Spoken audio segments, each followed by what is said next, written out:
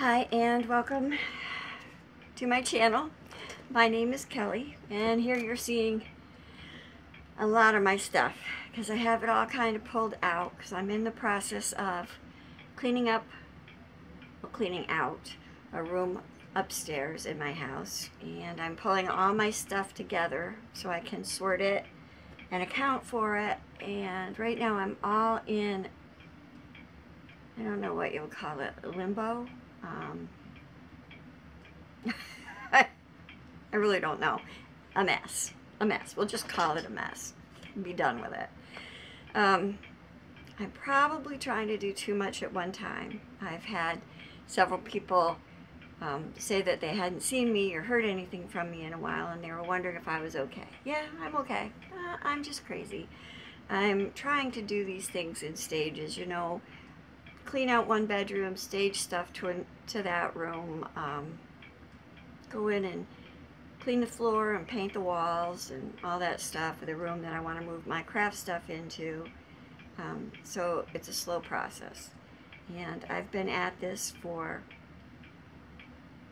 probably 40 years, and I have a lot of stuff. So I'm trying to figure it all out. And you'll be hearing a lot more from me soon, I hope. I haven't done a whole lot of stitching. I've done some. I have been ordering a few things. I've gotten a few things in. I know there's an order from 123 Stitch that I'm still waiting for. So, yeah. Let's see, where shall we start? Let's start. Today is April 10th, 2018, and 39 years ago today, my second daughter was born, Rebecca Kay, and it's very hard for me to think that this time next year I will have two children in the 40s. Michael just turned 35. He's 4 years younger than Rebecca, so yeah, at least I have 4 more years to get used to the fact that all of my children will be over 40. Wow. And anybody who still has little children and thinks that it takes forever for children to grow up, think again. Because the last time I looked, my kids were just, 14 to 16. I don't know where it happened.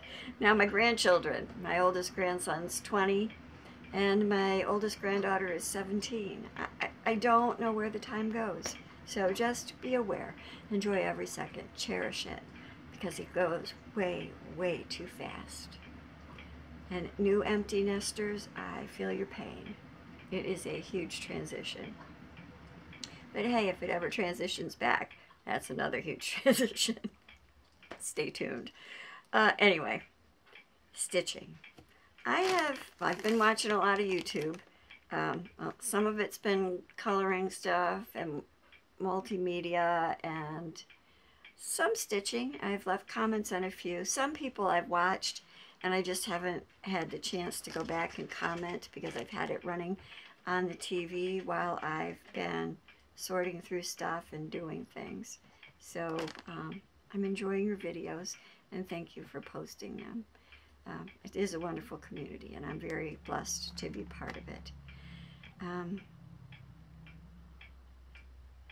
My videos don't get a whole lot of views, but I certainly appreciate the people who do take the time to watch and like and comment because it brightens my day in an otherwise rather unexciting life.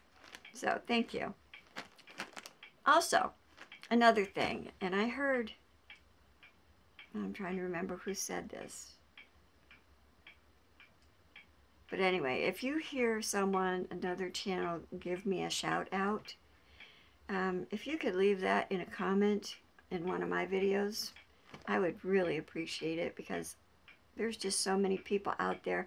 I don't get a chance to see them all, I'm sure. And I would certainly hate to not tell someone thank you or acknowledge their kindness. So if you would be kind enough to do that, I would appreciate that. Anyway, so let's talk about stitching. Yep, March ended, February started. February started. Oh my goodness, I'm going backwards. April started. We had Easter. It was all wonderful. And here it is, the 10th. What? I haven't even had a chance to finish some of my March things, let alone start some of my April things. But I will show you what I have had a chance to do. I did submit my pictures for the By the Numbers sale on Full Coverage Fanatics. And anyone who's been to my channel before has seen this piece. I've been working on the same piece, and I have to admit it takes up a lot of my stitching time. But that's okay. I really do like it, and it's what I would like to see finished. Not that it's going to be anytime soon. But, say it with me. This is Irina Garmashova, and it's Garden Shed. And I've got about, I think I've got around 900 stitches in for April. So I'm not doing too badly. When I fold it in half, I've gotten a block or two past halfway on this fabric, so that's a good thing. And please excuse any stray cat hairs or dog hairs or any other hairs. I promise I will clean it up. It's just I stitch in hand, and I generally am fighting cats and dogs for space, because everybody wants to sit on my lap when I sit down. Nature of the beast. And hopefully my lighting isn't too bad here. And I'm getting to the point where it's hard to show it, but that's where I am. And I've been stitching down here in the blacks and the corals, and boy is my lighting bad. But so it's not looking too bad. Somebody asked me if I didn't find this confusing, and because I'm not completing pages. And I'm really, I don't find it confusing. I'm actually stitching larger blocks of color, and then I go back and I stitch some smaller areas, and it just kind of keeps me from burning out on the piece in general. I'm a person who gets bored very easily. You know, I'm a little embarrassed to say that, but you can kind of tell that by all the different things I do. I try to keep it as fresh as I can. And the second thing that I'll show is my other staple for the month, and that is Brittany Church's Ingleside Imaginarium Guardians of Notre Dame. Boy, was I struggling not to say Guardians of the Galaxy. I was trying to think of the word. So immature, I tell you. For an old lady, I'm an immature one. This is Guardians of Notre Dame. And the pink one there is the April Guardian. And I haven't even finished the Guardian stitches yet. I'm close. And I've got a lot of window frame to do. But that's what that looks like. And I'm really enjoying it.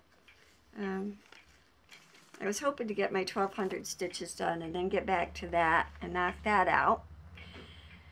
And then go on to the Just Cross Stitch Ornament of the Month and maybe finish Snowy Forest, and you know how that goes, right? Yeah, I can do that. No problem. So anyway, so we had Easter, and I wanted to do some Easter stitching. And I had the perfect Easter stitch. Well, it's not about the bunny, it's about the lamb. But I have a bunny stitch that I had started last year, and it's the Cross-Eyed Cricket Leaping Rabbit. And I went and I put some more stitches into him. And this is just on, I don't know, it's 14 or 18 count Aida that I dyed myself. And I finished his little egg body, which is kind of like a, almost looks like a sweater vest, a jumper, I think they call it in Europe. And he's a white rabbit with blue, so he's kind of hard to see right now. But I made some good progress on him. And I even got into the, I don't think you can see it in this light, but I did get into the white of his front legs too. So I was pretty happy stitching on that. It made kind of a nice change. So that was one of the stitches I did leading up to Easter. So on Easter Sunday, I decided I wanted to start something. So, can you tell what that is? It's a Mill Hill kit. It is Spring Bouquet, and it is a, I don't know, maybe if I turn that, no, that didn't help. It's a spring lamb and an Easter egg. And I'm keeping the 2 packs of beads separated in these sliding metal tins. And I have the floss in there too. And let me see if I can get the piece out. It is on perforated paper. And I think I was watching Thor Ragnarok while I stitched on this. Yeah, go figure. I know. I fold that the other way. But that's all I got done. But I'm having a good time with that. I made a mistake. I got to go back and take these little black beads out. They don't belong there. Those should be small white beads. I was watching Thor Ragnarok. But it was fun. I was enjoying it. It made a nice break from all my bigger pieces.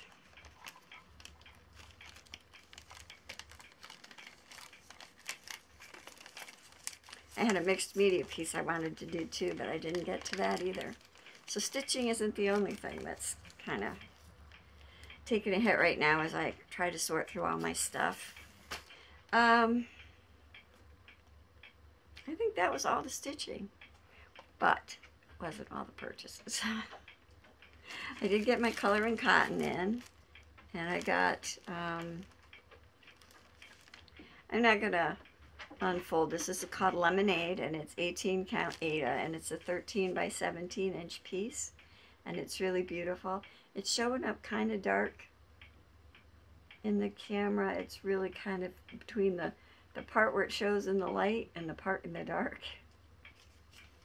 Lemonade. It's really beautiful. Yellow is not my favorite color, but I like this. And then I think everybody has seen these. They're beautiful. I'm not going to take them out of the plastic because I know other people have shown them. But she just has beautiful colors in her thread. And then I really don't remember placing this order. It was an order from Silk Weaver Fabrics, Needlework Delight. And I probably did because I remember going out and looking at stuff. So I must have ordered it. So it's 6 pieces of fabric, and it's all, well, I don't want to say it's all Aida because I don't know that it's all Aida. But it's marked. No, it's not all Aida. It's Laguna. Lugana. I'm having one of those days. Take it out of the plastic. And here it is. And this is Zweigart Lugana. It's 28 count and it's black. And this is Zweigart Jaslyn. And it's 28 count and it's meadow green. Oh, this light is horrible. It's all overcast outside. And because I've got myself jammed into one small space with all this stuff around me, I'm having a hard time. So please forgive me. When I get into my new space, it'll be much better. Here's Lugana. This is 25 count and it's dark chocolate. And this is Zweigart Lugana and it's 25 count and that's light terracotta. And then this is Aida, 20 count Aida. This is an 18 by 25 piece and it's dark cobblestone. And this is 20 count Aida and it is just ivory. And that's an 18 by 21 inch piece. So, yeah. Don't ask me. I must have been looking for fabric for something. And that tells you exactly where my mind is lately. It was for something. And I'm sure I will remember. Could have even been marching mice. because I wanted to put it on a colored fabric, and I just don't have a piece that I want to use right now. At least not for that. I did make a few other purchases, and I won't go through them all, but I'm in the process of designing a troll doll, and so I placed an order with Doll Maker's Journey, and you can see there right there, dollmakersjourney.com. And if you're looking for any materials or tools for doll making, this is an excellent website. And so this is a yard of doll face pink. Many years ago, back in the day, this was called doe suede or deer suede, and it's not a skin of any kind. It's kind of like a less stretchy sweatshirt fleece. It doesn't stretch as much, and it has a fuzzy side. Ugh, bad light. I shouldn't even bother to show you this. A fuzzy side, and then it has my hands are dry. I can't stand touching this.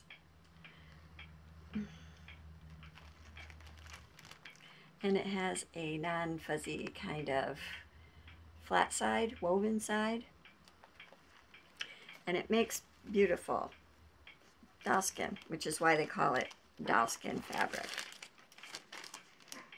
And you could, doll face pink is the color, and deer suede is what they're calling it now. It used to be doe suede. Now it's deer suede. And that's doll skin pink.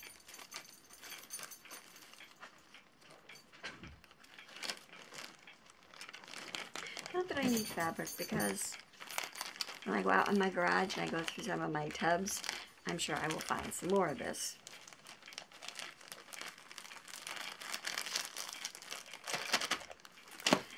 And I also bought a thing of craft fur, and that's in gray. And then I bought some wrinkled and creased. They had a wrinkled and creased sale, and this is muslin. And this is also from Doll Maker's Journey. And I don't know, it's not very wrinkled or creased. And it's been through the mail. And once you use this to make a body or something and you stuff it well and put clothes on it, it really doesn't matter that it's wrinkled and creased. Kind of busting through this, but I have so much that I need to do still. And then I bought a yard of Osnaburg, which you can make like Prim, Raggedy Ann, and Andy's out of. There's the tag, the label. And this is what the fabric looks like. Sure it is. Let me try turning that light off. Well, that doesn't really help. But that is more what the fabric looks like. It's got all kinds of dark speckles in it.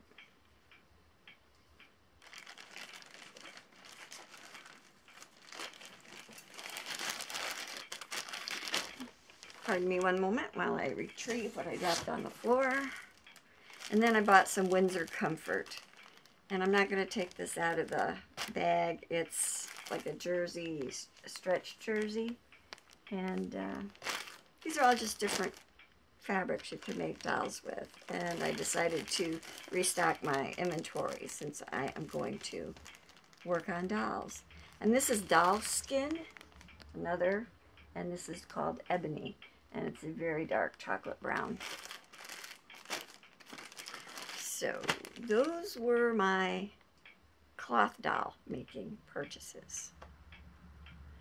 And then I also bought Prismacolor, new Prismacolor pencils. Not that I needed them because I already had some. And I have Copic markers and all kinds of things. And I will show that in another video where it might be of more interest. Now, speaking of videos, you may have noticed that a video just went public on my channel about the puppies that I'm taking care of for my uncle, because he wanted to post the video on his Facebook page, so I had to make that video public. I wasn't going to. That was going to be a private video. that I just made up for my uncle so he could see the puppies. And that's my granddaughter Samantha in that video helping me with the puppies. Or looking at her phone. You decide. Anyway, here's another purchase, because this is for my polymer clay. My dragons, my dolls, because I do intend to make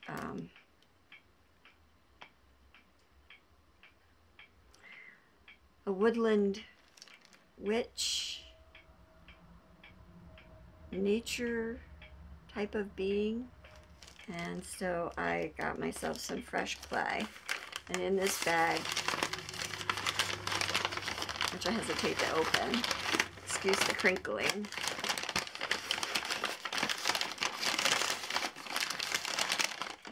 is a whole bunch of different colored Sculpey.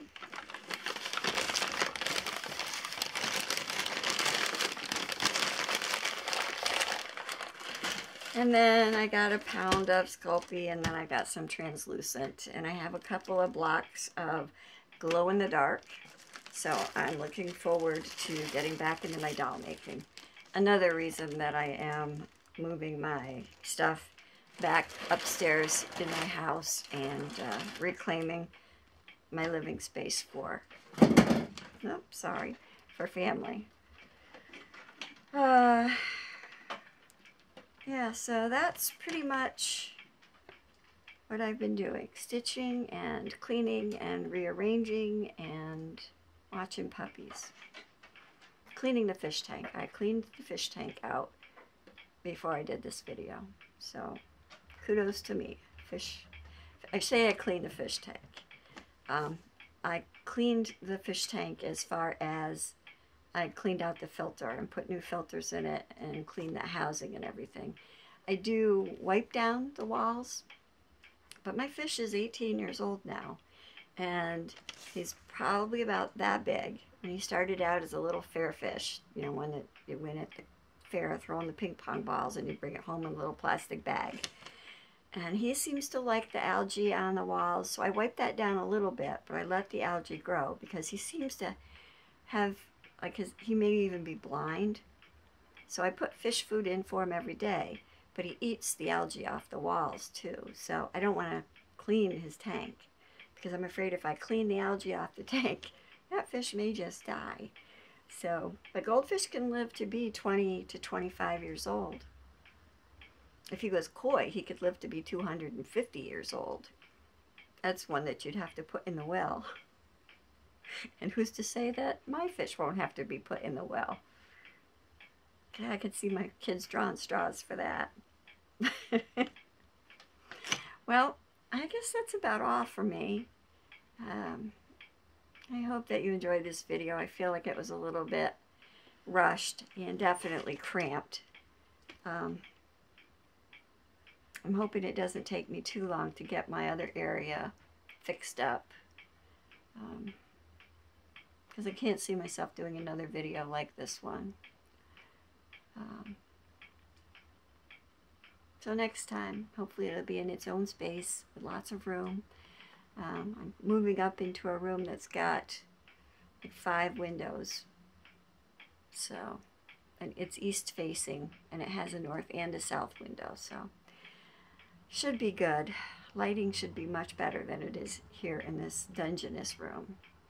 So, until next time, peace.